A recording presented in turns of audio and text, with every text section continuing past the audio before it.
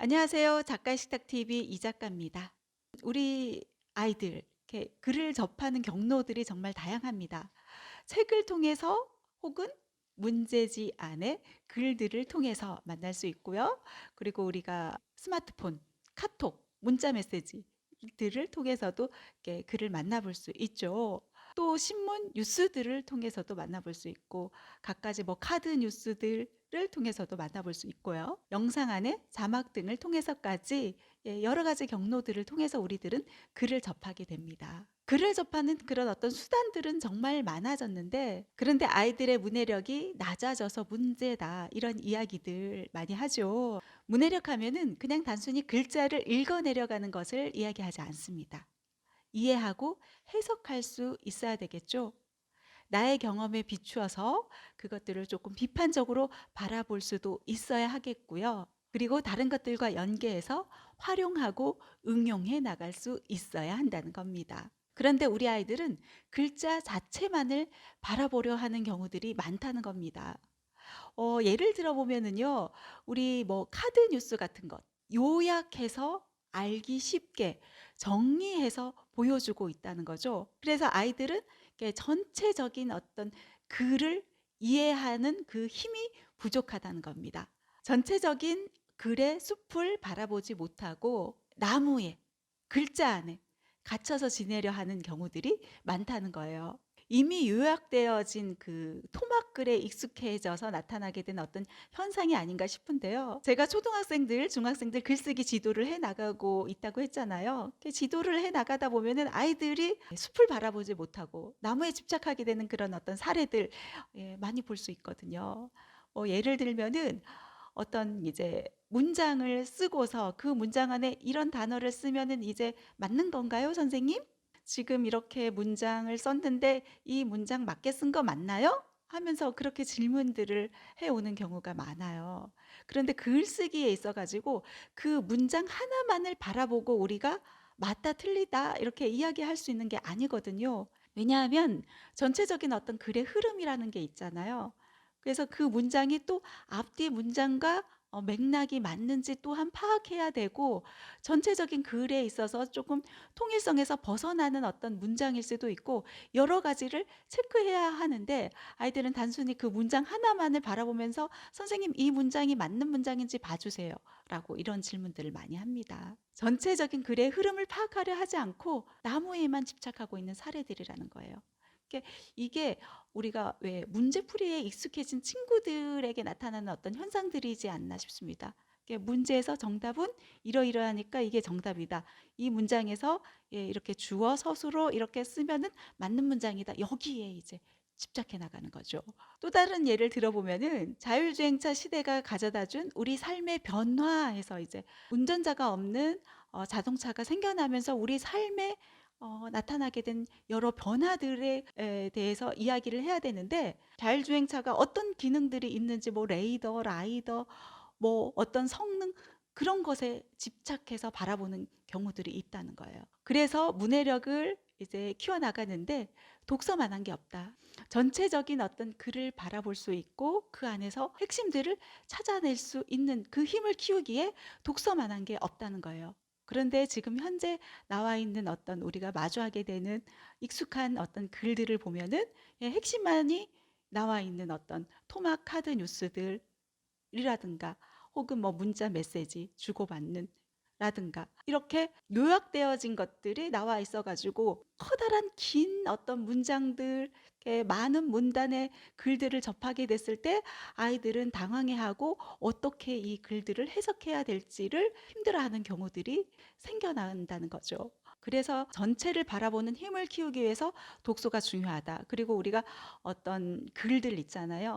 신문 기사를 예로 든다면은 신문 기사 또한 어떤 리드멘트들 있잖아요. 첫 시작 리드멘트라든가 혹은 요약되어 나온 어떤 마지막 부분들, 그 글, 토막글을 읽어 내려가는 게 중요한 게 아니라 어떤 전체적인 글들, 될 수 있으면 전체 기사를 읽어 내려가는 연습을 해 나가는 게 중요합니다. 그렇게 어떤 글의 구조를 이해하고 글의 전체적인 어떤 구성 흐름을 이해할 수 있는 어떤 능력을 키워줘야 한다는 거예요. 그렇다면 독서만이 답일까요? 문해력을 키우기에 독서만이 답일까요? 꼭 독서일 필요는 없다는 겁니다. 그럼 무엇이 있다? 바로 쓰기에 있는데요. 우리가 토막글을 읽어 내려간다 합시다. 이를테면 신문 안에 어떤 첫 시작 부분 혹은 어떤 중간 부분, 마지막 부분을 읽더라도 우리가 그 글을 통해서 또다시 어떤 글을 전개해서 써 나가는 연습을 해 나가는 거예요. 어떤 토막 글을 활용해서 이렇게 어떤 글의 구성 흐름 있잖아요. 서론, 본론, 결론. 처음, 중간, 끝에 맞게 자기의 어떤 주제를 담고서 한 편의 글을 만들어 나갈 것을 저는 추천하고 있거든요. 3단 구성을 활용해서 전체적으로 어떤 글의 흐름을 채워 나갈지, 어떤 글들을 문맥의 흐름에 맞게 써 나가면서 주제를 제시할 것인지에 대해서 고민하고 정리해 나가는 것이죠. 이렇게 쓰기를 통해서도 문해력을 키워나갈 수 있다는 겁니다. 그리고 쓰기만으로 문해력을 키워나갈 수 있느냐? 또 있습니다. 바로 대화입니다. 대화하기를 통해서도 충분히 문해력을 키워나갈 수 있다는 것이죠. 우리가 어떤 텍스트를 만나잖아요. 그러면 그 텍스트 안에 세상, 그 안을 바라보는 데만 너무 빠져 지내는 게 아니라 그 바깥 세상까지 바라보는 힘, 그 바깥 세상을 이해해 나가는 그 능력 또한 중요하다는 거예요. 그래서 이제 책을 읽잖아요. 그러면 읽고 나서 대화를 나누는 것을 저는 추천드리고 있거든요. 그 책을 읽음에 있어서 속도에 치중하는 게 아니라 속독보다는 정독으로 제대로 이해하고 생각하면서 읽어 내려갔을 때 그때 어떤 대화가 가능하다는 거예요. 부모님께서 함께 해주면 좋은 것, 책을 읽어 내려가면서 이렇게 아이와의 그 대화를 즐겨보시라는 그런 말씀 드리고 싶습니다. 그러려면 엄마도 그 같이 책을 읽어 내려가는 게 좋겠죠. 아니면은 뭐 시간이 없다 그러면은 그 책 내용에 대해서도 이렇게 파악을 미리 해두고요. 그리고 아이와 대화를 즐겨 나가는 거예요. 아이는 그 책을 통해서 무엇을 바라봤는지 같이 대화를 나누는 겁니다. 근데 중요한 거는 아이의 관점에서만이 아니라 엄마의 관점에서도 풀어 놓으시라는 얘기입니다. 아이는 바라보지 못한 엄마만이 바라볼 수 있는 그 텍스트 안의 세상에 대해서도 아이와 대화를 즐겨 나가시라는 거예요. 그리고 엄마만의 관점뿐만이 아니라 또 다른 3인칭의 관점에서도 또 이야기를 풀어가고요. 또 다른 관점에서도 자꾸자꾸 대화를 해 나가다 보면은 이게 저절로 생각하는 힘을 길러 나갈 수 있게 된다는 겁니다. 그리고 자기만의 관점에서만 바라보는 게 아니라 또 다른 누군가의 관점에서도 이해해 나갈 수 있는 능력이 생기고 공감해 나갈 수 있는 능력 또한 생겨나게 되고요. 그리고 또한 비판해 나갈 수 있는 능력, 여러 관점에서 이렇게 바라볼 수 있는 그 힘이 생겨나게 된다는 겁니다. 그런데 문해력이 출발이 꼭 책일 이유가 있을까요?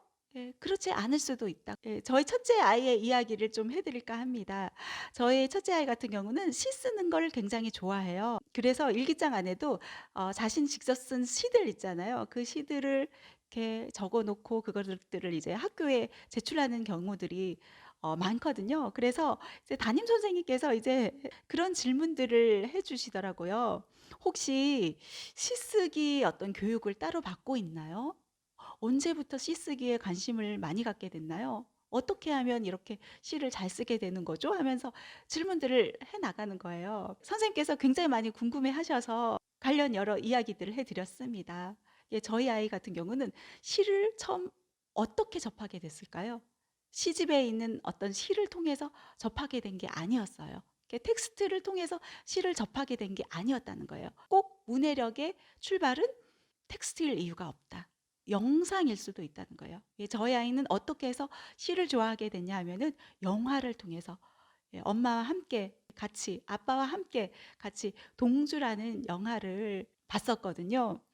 일제강점기 시대 윤동주 시인의 어떤 삶을 그린 영화 동주라는 영화를 보고서 아이는 또 거기에 또 깊이 빠지게 됐고, 그리고 나서는 이제 윤동주라는 인물 그리고 함께 나온 송몽규라는 인물에 대해서 너무 호기심이 생기고 그것들을 또 영상을 통해서 자료 조사들을 하는 거예요. 영상 안에서 윤동주에 대해서 배우고 송몽규에 대해서 배우고 그리고 윤동주가 쓴 시들, 송명구가 쓴 시들을 정리해 나가기 시작하는 거예요. 그렇게 해서 시를 알게 되고 그리고 나서 '나도 한번 써 볼까? 시라는 건 이런 식으로 써 나가는 거구나.' 해서 이해하고 그리고 자신 또한 '예 한번 써 보고 싶다.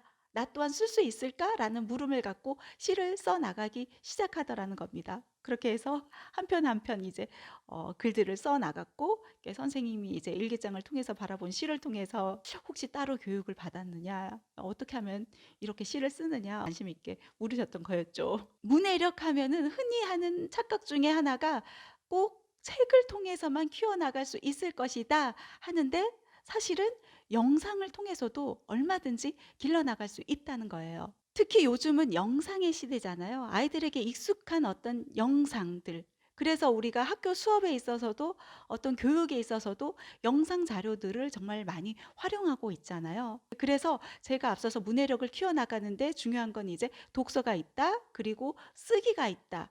그리고 영상을 통해서도 길러나갈 수 있다는 거예요. 그리고 대화를 통해서도 키워나갈 수 있다. 이야기 드렸잖아요. 책을 읽고 대화하기. 그리고 예. 영상을 보고 대화하기. 저희 집 같은 경우는 이제 영화를 이제 가족끼리 자주 보는데 영화를 보고 나면은 이야기를 합니다. "우리 책도 읽고 나면은 가장 인상적인 부분 어떤 거였어?" 해서 많이들 독서 기록장에다가 정리하고 그러잖아요. 그런 것처럼 영화를 보잖아요. 그러면은 각자만의 명장면들을 꼽는 거예요. 엄마의 명장면, 아빠의 명장면, 동생의 명장면. 형의 명장면들을 각각 꼽는 거죠. 예전에 이제 저희 아이들과 같이 그것만의 내 세상이라는 이제 이병헌, 윤여정 주연의 영화를 봤었는데요. 우연히 자신을 버린 이제 엄마와 재회하면서 그러면서 이제 이복 동생 이제 자폐 장애를 가진 동생을 만나면서 벌어지는 그 스토리를 담은 영화인데 그 영화를 이제 재미있게 보고 나서 각자만의 이제 명장면을 꼽은 거예요. 그래서 저희 아이가 이렇게 명장면으로 꼽은 장면이 어머니가 이제 돌아가시고 형이 이제 자폐 장애인 동생과 함께 상복을 입고 이렇게 신호등 불이 켜지면서 이제 건너가는 장면. 그 장면을 명장면으로 꼽더라고요. 어떻게 해서 그 장면을 꼽았어 했더니만 아이가 영화의 주제를 정말 잘 파악을 하고 이야기를 하더라고요. 엄마의 의존해왔던 동생의 삶에서 이제 다시 만난 형과 함께 손을 잡고 신호등을 건너가는 또 다른 세상을 걸어가는 그 모습. 너무 감동적으로 다가왔다. 그 이야기를 하는데요. 이렇게 꼭 책일 이유 없이 우리가 영상을 바라보더라도 같이 이제 또 엄마의 관점에서 아빠의 관점에서 형제 간의 어떤 관점에서 바라보면서 대화를 나누는 것 또한 중요하지 않나 하는 그런 생각을 해봅니다. 초1인 저희 둘째 아이와도 저는 대화 나누는 거를 굉장히 많이 합니다. 주로 산책을 하면서 많이 대화를 나눕니다. 엄마와 함께 이제 다이소에서 이제 문구 용품을 살 게 있다 해 가지고 "함께 가자." 그러는 거예요. 그래서 때마침 엄마도 이제 마트에서 이제 저녁거리 또 사야 될 게 있어서 "야 그러면 같이 가자."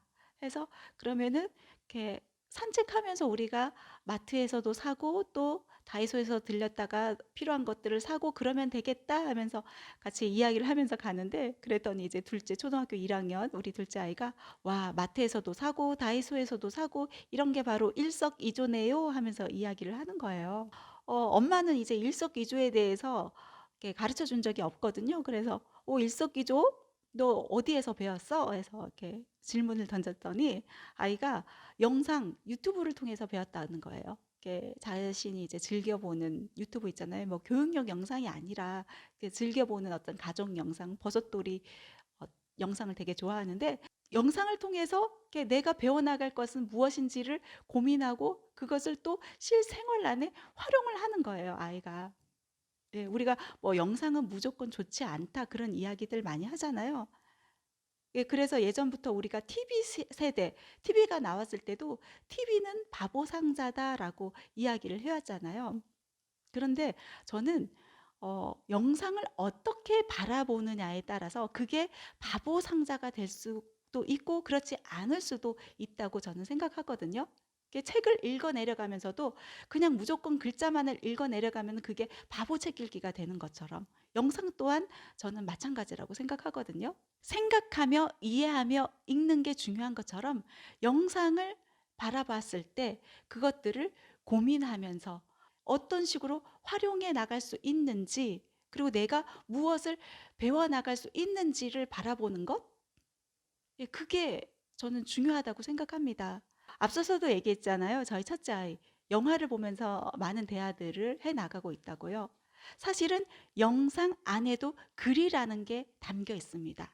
단순히 자막간의 글만이 아니라 어떤 배우들이 이야기하는 어떤 대화에서도 그렇고요. 여러 어떤 글들이 존재하거든요. 제가 20년 동안 이제 방송 활동 오랫동안 해왔잖아요. 그러면은 저는 이제 소개를 할 때, 안녕하세요. 저는 말을 쓰는 작가, 20년 동안 말을 써온 작가, 이렇게 소개를 합니다. 말을 쓰고 있다. 예, 말 또한 글이라는 거죠. 이렇게 말에 글을 쓰고 그거를 또 대화로 풀어내고, 그리고 여러 풍경들도 이렇게 정리를 해 나가는 거예요. 그러면은 그 영화 안에서 그 대사가 의미하는 바를 우리는 찾아낼 수 있게 되고요. 그리고 또 영화 안에서 거울이 굉장히 상징적인 의미로 작용하고 있구나. 이 거울이라는 것이 신호등이라는 것이 왜 영화 마지막 부분에 보여주고 있지라는 것을 바라보게 되고, 단순히 대사뿐만 아니라 어떤 주인공의 행동들, 그리고 영상 안에 비춰진 어떤 물건을 통해서 우리는 여러 부분들을 해석해 나갈 수 있다는 거예요. 단순히 그냥 바라보면서 재미있게 웃고 즐기고 흘려듣는 게 아니라 어떤 식으로 바라보느냐, 영상을 바라보면서 고민할 수 있고, 그리고 비판할 수 있고, 생각할 수 있고, 또 다른 나의 무언가를 생산해낼 수 있다면은 굳이 우리가 영상을 막을 이유가 없다는 거예요. 그래서 우리가 영상을 활용한 수업들도 학교 곳곳에서 진행을 하고 있는 것이라고 저는 생각하고 있고요. 수많은 영상들이 쏟아져 나오는 시대입니다. 기술혁명의 시대, 디지털 시대라고 하죠. 그렇게 우리들은 어쩌면은 이 문해력을 키우기에 있어 가지고 영상을 어떤 식으로 전략적으로 활용하느냐, 여기에 좀 집중해 나갈 필요가 있지 않나 하는 그런 생각을 저는 해보거든요.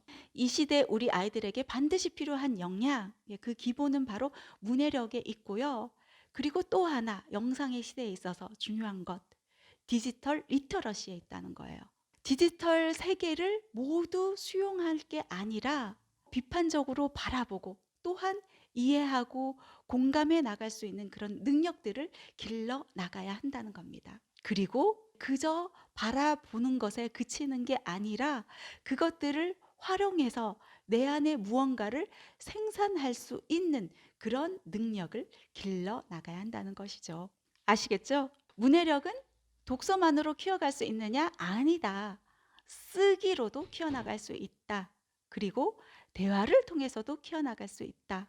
그리고 영상을 통해서도 키워나갈 수 있다. 예, 그리고 또 한 가지 더 이야기를 해드리면요. 칠판을 통해서도 키워나갈 수 있다. 예, 아니 이게 무슨 말일까요? 예.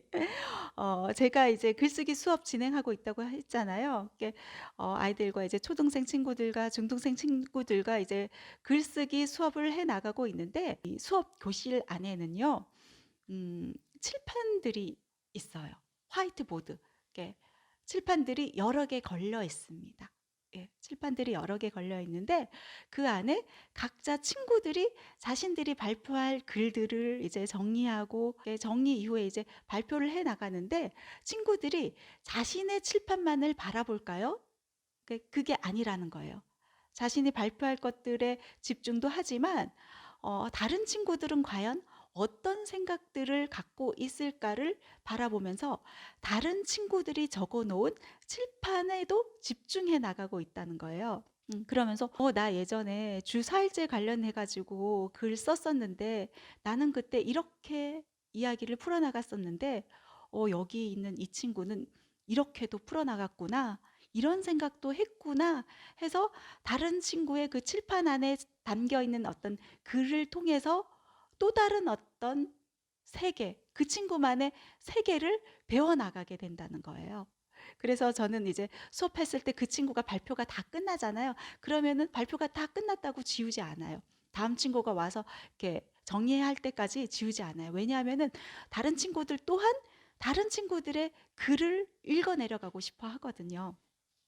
그래서 다른 친구들의 또 다른 생각을 이해하고 싶어 한단 말이에요. 그래서 제가 집안에도 화이트보드를 마련할 것을 추천해 드렸었잖아요. 저는 집안에도 화이트보드 이제 2개 정도 마련하면 좋겠다는 그런 생각을 해 보거든요. 왜 2개냐 하면은 하나는 이렇게 보여주기용 칠판 있잖아요. 엄마들이 이렇게 아이들이 뭐 책을 읽지 않는다 하면은 칠판에다가 좋은 글들 있잖아요. 뭐 시몬안의 글도 좋고 어떤 짤막한 어떤 글들 있잖아요.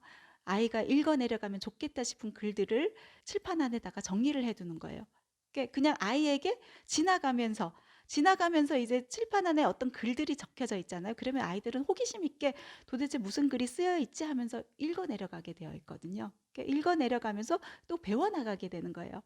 그러면서 글을 이해해 나갈 어떤 힘을 길러 나갈 수 있는 것이고요. 그리고 또 다른 하나의 화이트보드는 그냥 비어 있는 화이트보드, 아이에게 써 나가게끔 하는 거예요. 옆에 있는 칠판을 바라보면서 아이 또한 뭔가의 글을 쓰고 싶다. 그래서 아이 스스로 이제 낙서용일 수도 있고 글쓰기용일 수도 있고 수학 문제 푸는 용일 수도 있고 아이가 써 나가는 그 칠판을 만들어 두라는 거예요. 칠판을 활용하면은 글을 쓰면서 또 엄마 앞에서 발표도 해 나갈 수 있고 마치 선생님처럼 설명할 수도 있는 거고 문해력을 키워 나가는 데 있어서 칠판을 활용해서 읽어 내려가고 정리하면서 쓸 수 있고 또 발표까지 할 수 있고 아주 좋게 활용해 나갈 수 있다는 거죠. 예, 문해력을 키워 나갈 수 있는 방법 오늘 소개해 드렸는데요. 독서, 쓰기, 대화, 영상 그리고 칠판을 활용해서 쓰고 정리하고 읽고 발표하기까지 해 나갈 수 있다. 오늘 이 이야기 해 드리면서 여기서 인사드릴까 합니다. 오늘 여기서 마무리하겠습니다. 감사합니다.